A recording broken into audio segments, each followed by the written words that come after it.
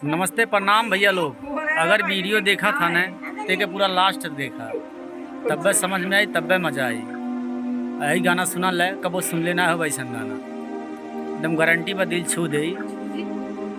हर बहरा गईल सजनवा,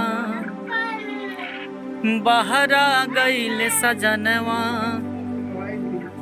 बहरा गईल सजनवा, लहगेला नाही मनवा।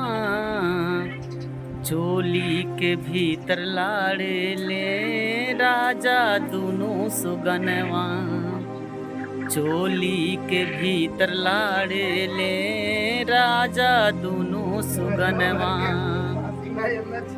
चढ़ली जवानी मातल मनवा करे लपागा, रहे तो हारे में लागल राजा के तेनो हम मनाई। हर बहरा गईल सजनवा, बहरा गईल सजनवा, लागेला नाही मनवा।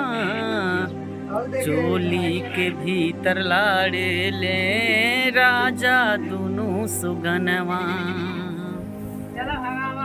चोली के भीतर लाड़े ले राजा दोनों सुगनवा।